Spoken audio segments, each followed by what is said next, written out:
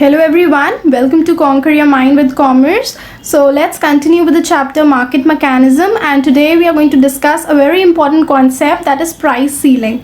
So let's see what is price ceiling. Price ceiling क्या होता है कि we know कि हमारी इकोनॉमी कैसी है. इकोनॉमी हमारी एक मिक्स्ड इकोनॉमी है जहाँ public sectors and private sectors दोनों हैं, और जो मार्केट में प्राइसेस कैसे डिटरमाइन होते हैं, डिमांड और सप्लाई फोर्सेस की वजह से होते हैं, और गवर्नमेंट इंटरवीन कभी भी कर सकती है. ठीक है, तो यहाँ पर दो हम लोग केसेस पढ़ेंगे, रियल लाइफ सिचुएशंस हैं जिसको हम लोग प्राइस सीलिंग और प्राइस फ्लोरिंग बोलते हैं. यहाँ पर इन दोनों सिचुएशंस में जो गवर्नमेंट है वो इंटरवीन करती है और प्राइसेस को कंट्रोल करती है, एक प्राइस फिक्स कर देती है कि जो सेलर्स होंगे वो इस प्राइस से ज़्यादा सेल नहीं कर सकते. तो यहाँ पर सबसे पहला कॉन्सेप्ट हम लोग आज पढ़ेंगे वो है प्राइस सीलिंग का.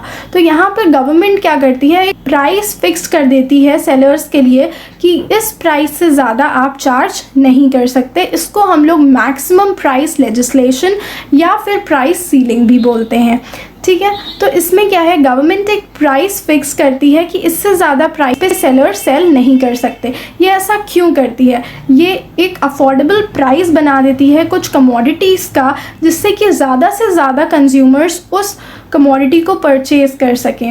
अब सपोज फॉर एग्जांपल्स जो हमारे वीट हो गए, पल्सेस हो गए, दैट इज़ फूड जो हमारी लिविंग के लिए इम्पॉर्टेंट है. तो जो पुअर लोग होते हैं, पुअर सेक्शंस हैं जो बीपीएल के अंदर आते हैं, कभी कभी उनको कैलोरीज पर डे भी नहीं मिल पाती, फूड नहीं मिल पाता, तो उनके लिए गवर्नमेंट क्या करती है, एक प्राइस को फिक्स्ड कर देती है. इन फूड की कमोडिटीज़ जैसे पल्सेस, वीट, राइस, इनके जो प्राइसेस हैं वो एक फिक्स कर देती है कि इससे ज़्यादा प्राइस पे जो सप्लायर्स हैं वो उसको सेल नहीं करेंगे. एक अफोर्डेबल प्राइस रखती है जिससे कि ज़्यादा से ज़्यादा कंज्यूमर्स उसको परचेज कर सकें. तो इसमें क्या होता है, जो हमारी प्राइस सीलिंग है आप डायग्राम में देख सकते हैं, वो इक्विलिब्रियम के नीचे बनी हुई है, मतलब एक लो प्राइस पे है. यहाँ पर हम लोग इक्विलिब्रियम पे नहीं जाएंगे, ना सेलर्स कोशिश करेंगे इक्विलिब्रियम पे जाने की, क्योंकि ये जो गवर्नमेंट कंट्रोल है, गवर्नमेंट फिक्स करती है प्राइस.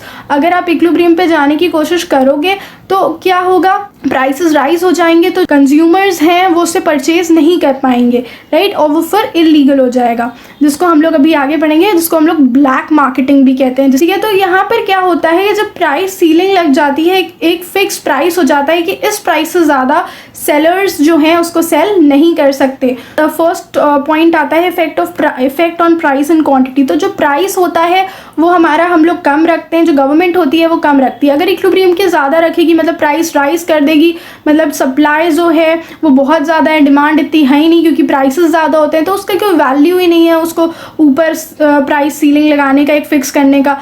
और अगर हम इक्विलिब्रियम की बात करें तो इक्विलिब्रियम पे करेगी तो क्या होगा, प्राइस एंड डिमांड, तो सप्लाई और डिमांड बराबर होंगी. तो जब सप्लाई और डिमांड बराबर हैं तो जो हमारे कंज्यूमर जो बीपीएल में आते हैं, पुअर कैटेगरी में आते हैं, वो कैसे परचेज कर पाएंगे, वो कर ही नहीं पाएंगे. ठीक है, तो वो जो गवर्नमेंट है वो प्राइस सीलिंग जो हमारी इक्विलिब्रियम है उसके नीचे लगाती है, एक फिक्स करती है प्राइस, जिससे कि सारे कंज्यूमर्स उसको, पुअर कंज्यूमर्स बीपीएल के अंदर जो आते हैं वो अफोर्डेबल प्राइस पे उसको परचेज कर सकें. इसको हम लोग याद कैसे कर सकते हैं कि प्राइस सीलिंग हमेशा इक्विलिब्रियम के नीचे रहती है.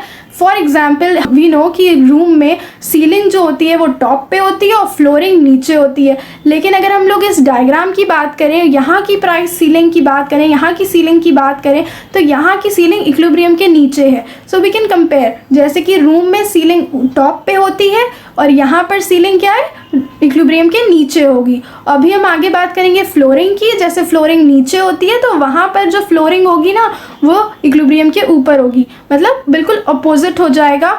जो रूम और इस डायग्राम के सीलिंग और फ्लोरिंग के बिल्कुल अपोजिट चलेगा. ठीक है, मतलब जो ऊपर वो नीचे, जहाँ वो नीचे तो वो ऊपर, राइट. सो ये तो फर्स्ट पॉइंट हो गया, effect on price and quantity.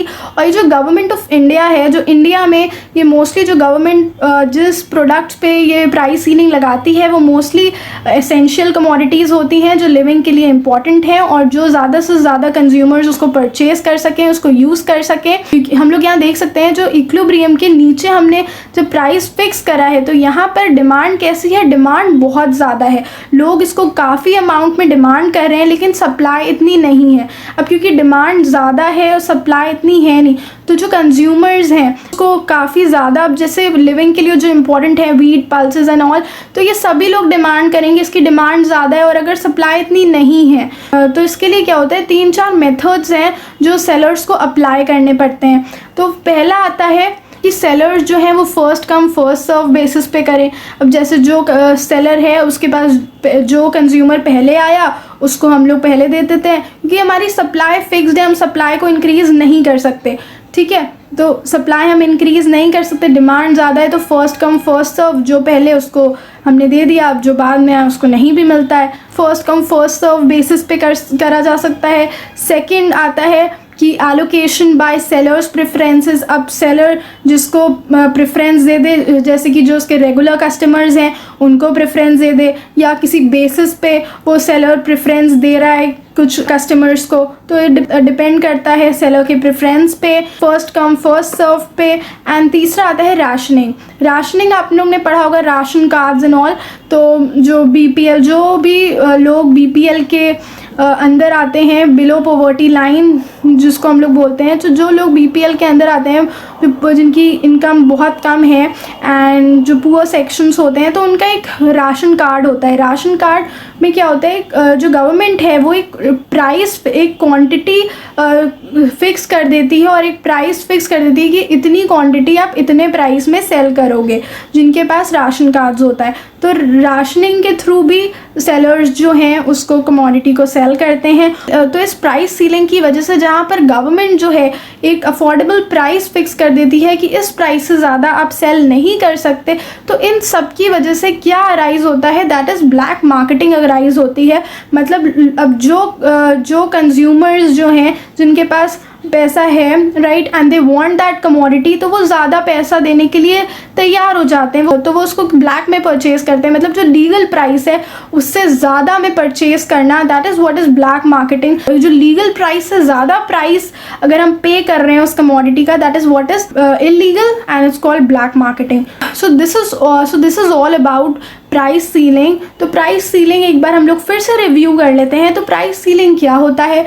Price ceiling एक रियल लाइफ सिचुएशन है जहाँ पर जो गवर्नमेंट है एक प्राइस को फिक्स कर देती है जो इक्विलिब्रियम के नीचे होगा, एक अफोर्डेबल प्राइस जिस पे जो सेलर्स हैं वो उसी प्राइस पे सेल करेंगे, इससे ज़्यादा प्राइस नहीं चार्ज कर सकते।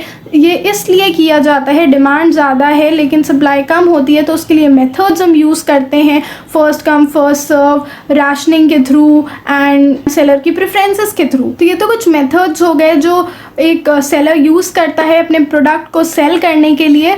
तो ये इसलिए गवर्नमेंट करती है जिससे कि जो कंज्यूमर्स हैं वो उसे अफोर्डेबल प्राइस पे परचेज कर सके, ज़्यादा से ज़्यादा लोगों को वो चीज़ मिल सके। इसलिए ये गवर्नमेंट जो है वो इंटरवीन करती है और ये डिसीजन लेती है कि इस प्राइस पे चीज़ मिले जिससे कि ज़्यादा से ज़्यादा लोग इसको अवेल कर सकें। ये होता है price ceiling. So I hope you would be clear with the concept, and अगर कोई भी डाउट हो तो आप कमेंट सेक्शन में पूछ सकते हैं। एंड इन नेक्स्ट वीडियो में we are going to discuss about floor price, इसको हम लोग प्राइस फ्लोरिंग भी बोलते हैं। Stay tuned for more videos and thank you so much.